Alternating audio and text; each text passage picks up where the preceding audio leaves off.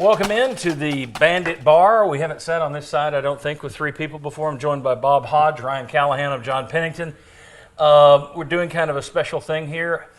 In the months to come, you're going to be seeing more stuff on this channel with what we're calling the Sports Source Digital Network.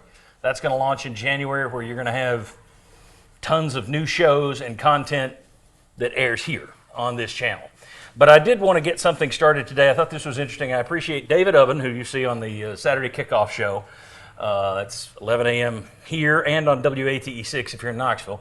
He's on with us every week and on our Sunday show occasionally. Writes for The Athletic. You guys know David.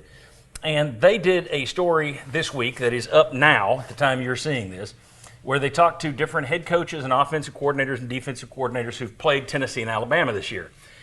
I'm not going to talk about the Alabama stuff. I just want to give you guys the Tennessee quotes and get your reaction to them, because some of it left my jaw hanging. All right, some of it's obvious, but one of the coordinators, and again, I've got it. I printed it and then didn't print it smart enough, so we've got it on the phone. I apologize. It's a system type of offensive line. If they go fast, it gives you problems. If you slow down, it makes them just normal again. No shock. We've been saying that for a while. Yeah. All right. A head coach who has faced Tennessee this season said Josh feels comfortable with the defense now, more than he used to. He's trying not to put Nico in a position where he screws it up. Agree?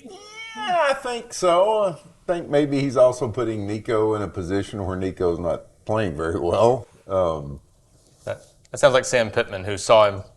Or maybe Brent Venables, who saw Josh Heupel playing to his defense. Who pulled him back. Yeah. Okay, yeah. And that may be, we're going to have some fun with that, because some of these comments are like, wow, who said this? And is it somebody trying to make the loss to Tennessee look better? Right. You never know it could be another coach trying to set Tennessee up. Oh, they're going to be great. And then when they're not, you make their fans mad, you destabilize the program. All right. Here's what they said. Every coach used one word to describe Tennessee: talented. There are no doubts about the holistic personnel, though there are qualms about pieces of it. Here's the quote. They got tons of talent. It's money well spent. They got good players. They changed the team. He's changed it since he's been there. And this is probably his best team since he's been there. Okay, I think you can look at that a couple of different ways. I think 2022, obviously, this team to me has not lived up to that level yet. But if you look at this team compared to 2022, you got more NFL players. If you do, and I think you probably do, not just this year and next year, but a couple, 3 years down the road, then there probably is more talent. But I don't think it's as good a team as what you saw in 2022. Yeah, and again, it needs to be said that some of these guys that aren't playing great now, a lot of them, they're young. Yes. I mean, there's still, you would hope, there's room for improvement with Nico. I mean, again, we went into this season, I said it all off season, Peyton Manning the senior was not Peyton Manning the senior when he was Peyton Manning the freshman. Yep. You have to develop year to year. Nico can still develop. Lance Hurd, with the money you're paying him, you better hope he can develop and better hope that he cares enough to develop. Your thoughts on, they've got tons of talent, money well spent. This is probably his best team since he's been there. I can see why someone playing against Tennessee would say that, because I think they are a deeper, more well-rounded team than they were in 2022. The difference is that 2022 team had talent in all the right spots. Star quarterback who got drafted in the 3rd round, star receiver who won the Blitnikoff, and a star right tackle who was a top 10 pick in the draft. Those are 3 huge And another pieces. good receiver who would have been a higher pick if he had not gotten injured. And still was a 3rd rounder. So on all that together made Tennessee a very different team. But on the whole, I do agree this is a more talented team top to bottom. As we read through these, you're going to find, in my opinion, a lot of these coaches seem to be more enamored with the fact that you've got a really good defense and an okay offense. They would rather do that than incredible offense, not a very good defense. You're closer to balanced, even though the offense does not look great to me. It's not. It hasn't done. It was offense here, defense here. It hasn't done this, in my view, which is what they act like. Right. It's done this. Your offense is behind your defense. But anyway, let me read some more here. Let's get more take. They're probably, oh boy, This one just smells like Dave Doran to me. They're probably one of the best football teams I've seen in the last 10 years, honestly. Oh, wow. This is a team that can win the national championship. They have enough pieces. I was surprised they lost to Arkansas, but it's hard to go undefeated. It might be the best thing that ever happened to them. This man doesn't own a television.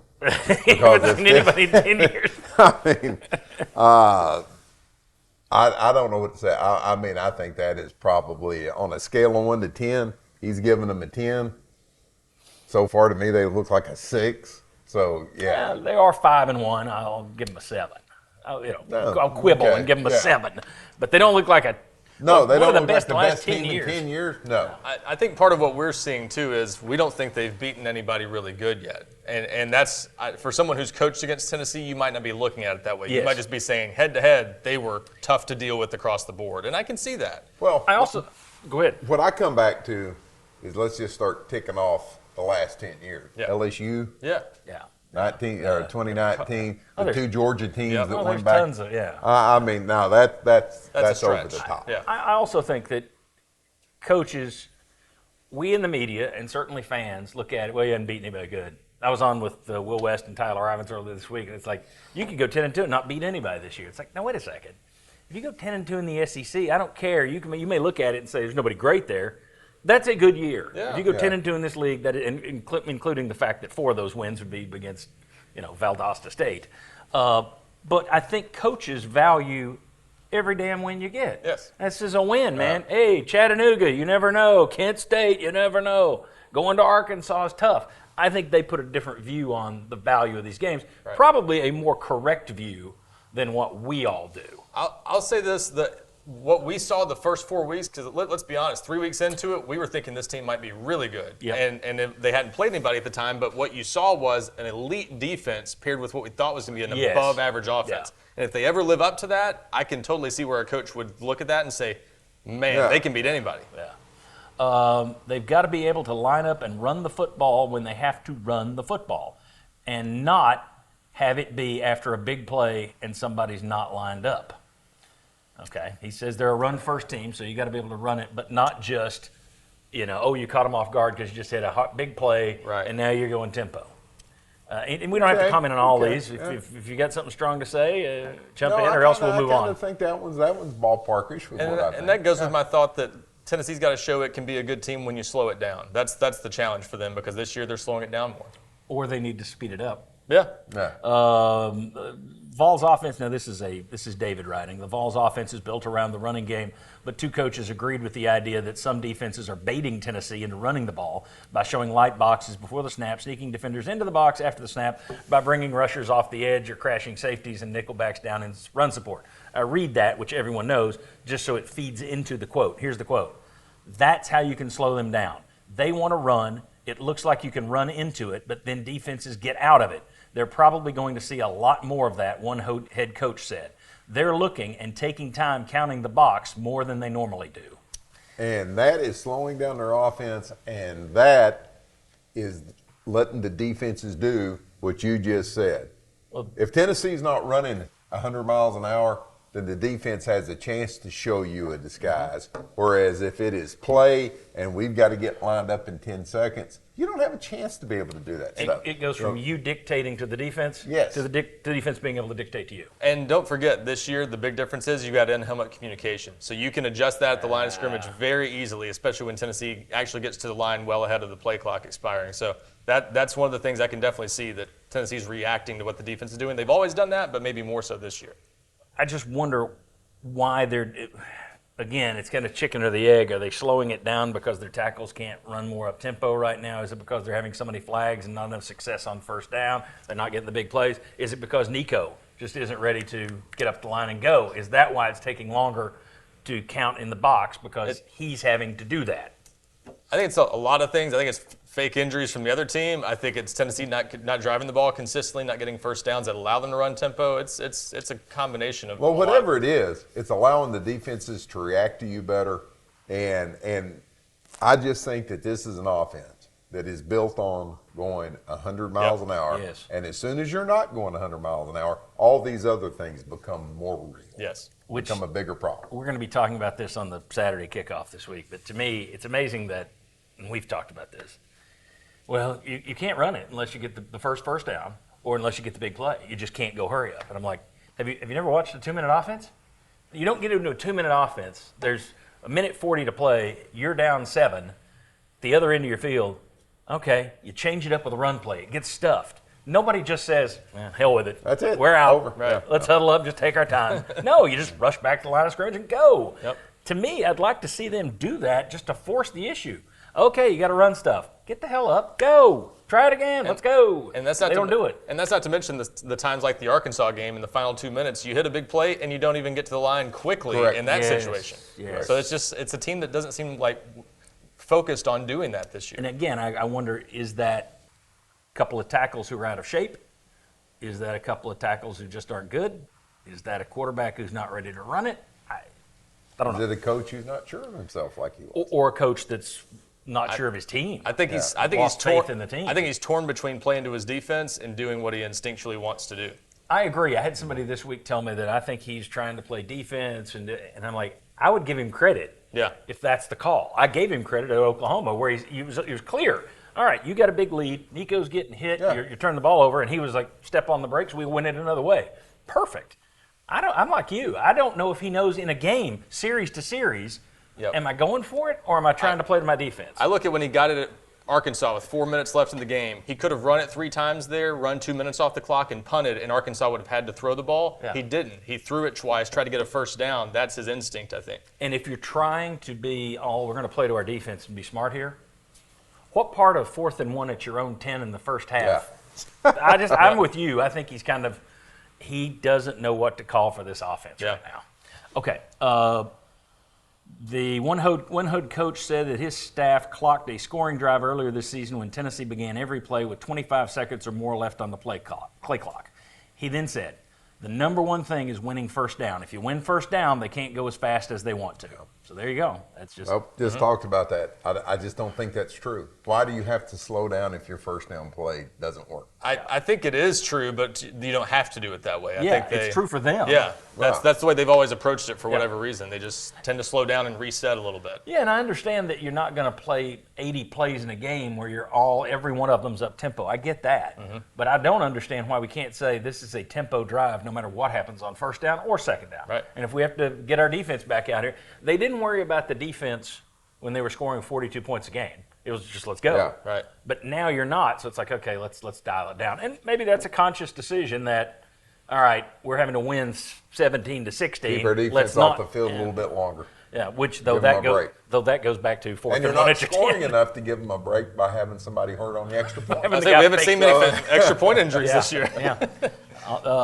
I'll tease Ollie Lane on Saturday's show about they don't miss you and you're oh God, my knee. If you slow them down and take away the deep shot, then you've got a chance. You want to get them into 12 personnel with 2 tight ends as much as possible. If you can shift guys pre-snap, it slows them down and makes them think. If they're going fast, they have the advantage. They don't care what kind of front you're in. They're going to go super fast, and it takes the defense out of what they can do. You try to get lined up as fast as possible, but you're probably going to set a guy free in the secondary. If you slow it down, now you can shift in and out of fronts, you can blitz, and do different things to help you. Okay, we've covered that. That's just for anybody who had any doubts when we said that on other shows. There you go. They're always one play away from just jumping on you. That's different from most of the teams in the SEC, said one head coach. I just don't I'm going see to say that that's different from this team than when you 2022. were good in 2022. Yes, then they always were one play away. Yeah. You just don't have that feeling watching this offense. Doesn't mean that one play is not going to break it for them. Yeah. But at the same time, you just don't watch this offense the same way you watched it in 2022. I don't see Jalen Hyatt. I don't see anybody who can catch a pass at the 30-yard line and take it to the house. Most of the time, that big play you're waiting for is Dylan Sampson breaking a run. Yeah, And there you go. That's very Good point. different. Yeah, and now I will say this. Eventually, I don't know if Nico improves this year. I think he's getting worse by the game. He's looking more inaccurate. But eventually he'll have a game where you're throwing 2 or 3 of those bombs. He'll hit a couple. Yeah. And we'll all say, oh, it's fixed. And it may or may not be. It may just be, no, law of averages says you're going to hit some of these things. So I guess technically to say they're one play away from busting you, I guess that's true, but I'm like you. We're not seeing it. It's not being reinforced a lot right now. I don't think they're that close to busting it because I don't think they have as many of those types of players. Yeah. But I do think they are closer to hitting on more big plays than we would think because I think there's some stuff there. Receivers are open. They're missing some plays by just a hair. They're just not connecting. Close only counts. Oh, I agree. Horseshoes and hand grenades. Completely agree. All right, Dylan Sampson got rave reviews. He's phenomenal. He breaks so many tackles. People think the line is great. But he creates explosive plays by breaking tackles. And then another head coach, unprompted, said, I love their running back. He's so good. Receiver-wise, they're as good as anybody. And see, I disagree with that. I think across the board, you got good receivers. Across the board, who is the guy that is a great receiver? Right. And I think a couple of years ago, once again, when his offense was at its best since it's been at Tennessee, you had a great receiver. And then you had another guy that would have been great if he hadn't been hurt. I just think right now, I don't want to say they're average. Yeah. But does anybody out there look like that you couldn't go to any other team and find a couple of guys that would be playing them? I think they're closer in the SEC to average than great at receiver. I think they're middle of the pack, maybe a little above that because Maybe it's just you've got more. You've got 4 guys who are all kind of B+ guys. Whereas another team like Alabama might not have 4 B+ guys, but they've got an A++ guy leading the way. Right. That's what you don't have. Yep. So they're banged up there, but like Squirrel White's not even having as good of a year as he had last year. So which wasn't as good as what people expected out of the year before. Somebody would have predicted that. As for 5-star quarterback Nico Iamaleava, there was a mixed bag of opinions, but his youth has been something coaches pounced on in game planning. The more he has to make decisions post-snap, the better. That's the key, and then getting hits on him, which basically is true for any young quarterback. But their whole game is the run game. If that's going, the offense is going. If you neutralize the run game and make the quarterback have to make decisions, you've got a good start. True enough. Let's see. Where's the next? They were talking about Nico. Here's another one. He never puts the ball in danger. Now, you can make you look at the numbers. Okay, the Florida, that one was a stupid throw. Yeah. But how many dumb interceptions has he thrown? He hadn't thrown a lot that looked like a rookie. He had one that sailed at NC State, another one where his hand got hit. That's not his fault. In terms of, he doesn't know what he's looking at. I hadn't seen one of those until the Florida game, now that he's lost all his confidence. I don't think he trusts what he's seeing now. Yeah, I think the tendency is to he's searching. He's looking for something else to find because I think that he's being told, probably each week, you're not going beyond your second read. You've got to start scanning the field more, finding somebody's open, find him, and eventually you end up forcing something that's not there. And then fans complain that he holds on to it too long. All right, so he never puts the ball in danger, this coach said. That's really uncommon for a young quarterback. They take chances and take risks, and you have to reel them back in. He was going to put the ball where it needed to go, and if it was double covered or a tight window, he wasn't going to force it. He's going to take his time, get to his check down, or use his feet. You can tell he's polished for a younger guy. That's a head coach. Hang on. Another head coach agreed that Iamaleava was abnormally risk-averse, but said it might be to a fault. We asked this on our Sunday show a few weeks ago. Is he too cautious? The other guy said he doesn't make mistakes. If you can't get back there and rattle him, he can pick you apart. Okay. But it does make you wonder if he's still, again, I didn't see a bonehead rookie type throw into triple coverage until the Florida game. Is he sitting back there going, that window's too tight? There's too much there. Could be. Well, see, and that's where I think, from what I'm seeing, I think he does look like he's become too risk averse. And, a lot of it is, okay, I'm getting hit. I'm not comfortable in here. I'm not taking my time to maybe look beyond things. But at the same time, if you look at most of the really good quarterbacks, college and then on to the NFL, okay, got a 50-50 ball right here. I'm going to throw it up, and I'm going to trust my guy to make a play. Right. And you're not seeing any of that from him. Yep. So I'll go with the coach that said maybe he is too risk-averse. I think he telegraphed that a little bit with what he said after the Arkansas game. When he looked at his first read, he said he looked open, but it was going to get swatted away easily if I threw it. It's the last play of the game. Put it in the end zone. Yeah. I think he's having those second thoughts about anybody who there's a window, but it's maybe not open enough for him to make that throw confidently. And here's the problem. He's taking 3 hits, 3 sacks a game. And when I say taking, I'm not blaming him. 3 sacks in a row, that wasn't I had somebody say, these are all on Nico.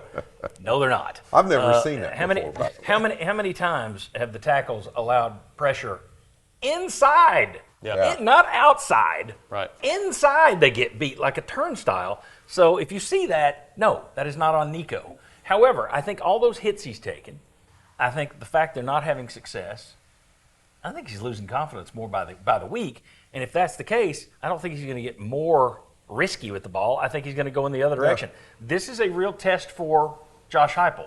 I will point out, go back and look at the numbers for Hendon Hooker's first year versus Hendon Hooker's second year. Go back, I was talking to Jimmy Himes earlier today. Go look at Joe Burrow's first year at LSU and then his second year at LSU. Guys do improve. You just got to remember this is a young quarterback as opposed to, no, he's a bust, move on. Yep. Where's Gaston Moore?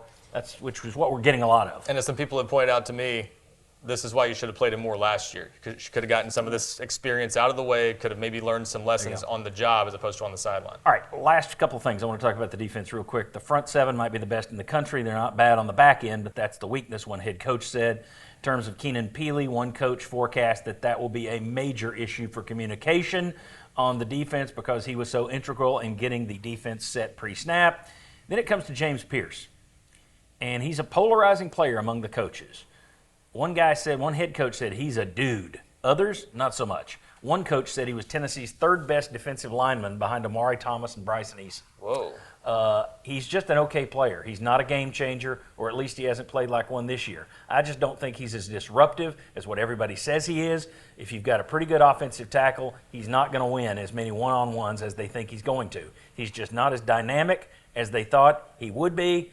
Bob, I go back to the sports source all summer long when we were saying, why is he being – wait a second, this James Pearce. Number 1 player in the country. Why is he being called player in college football going into the draft. If you want to tell me he's going to be the number 1 draft pick, okay, so much of that is based on measurables and intangibles. Mm-hmm. Okay, fine. But best player in college football? If you're going to do that at defensive end, you better be Jadeveon Clowney. Right. I didn't see that last year. I don't know why people expected to see it this year.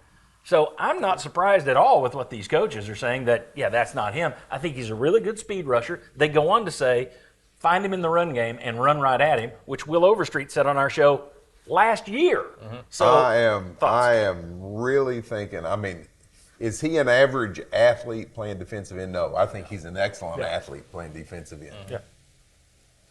Last year, I saw a pretty good football. Yep. I saw somebody, though, that being a Minnesota Viking fan, if they had the 26th, 27th pick in the draft and he's there, I wouldn't take him. He's got one thing going for him, and it is speed. I go back to, you can go back to a lot of different players that Tennessee's had over the years, but I just have seen nothing from him. If an offensive lineman gets their hands on him, it's over. It is literally done. He doesn't have anything so other I thought, than speed. what I have, I think he's been disappointing this year as far as his production, as far as his big splash plays are concerned. But it's not a shocking thing because I thought he's a good football player. I never saw the greatness that people see. I think he's had his last 3 halves have been his best of the season, I think. It's stunning. He played 37 snaps last week. Yep. If you're the best player in college football, I want you on the field for more than 37 snaps. And I don't want you dropping back in pass coverage any of those snaps, too. But here's the thing that stands out to me, if I don't forget it. This is the problem of being an old man, Ryan. Never get old. The thing that stands out is this is a guy who, if you compare him to Derek Barnett, well, I know where I was going. Here we go. I tap danced until it came back to me. Ollie Lane, before the season, I was talking to him about James Pearce, and he pointed out, he said, well, last year, every offenses were worried about Tyler Barron. Yep. Everybody was focused on Tyler Barron, so he's the guy that makes good. What's he do when the target is on him? Right. He hasn't had that big of a run, and this is where you go back to former Tennessee guys. Derek Barnett, Yep. he was the guy for 3 straight years, and for 3 straight years, he got sacks anyway. With everybody knowing, oh, we got to stop this guy, and he'd still get 9 sacks a year, set the school record. That's not James Pearce. Doesn't mean he's a bad player. Yep. Doesn't mean he's not going to, have a good finish to this season, but it means he's not what people cracked him up to be. Well, see, that's where I was going. I would have no problem with him being a top 10 draft pick, but I wouldn't have had him as a top 5 player in college football going into the season. I think he's about his potential and his raw ability more so than what he is. And I think what he did this offseason, he lost some weight. I don't think people realize that, so he's not holding up as well in the run game. He doesn't have the strength that he had on some plays last year. He pushed the Texas A&M right tackle backward into Max Johnson for a sack last year. Haven't seen anything like that this year. So I think he's not adjusted well to being the guy, to being the one that's getting all the attention, and he's not quite as well-rounded as he was last year because he's lost a little bit of that power game he had.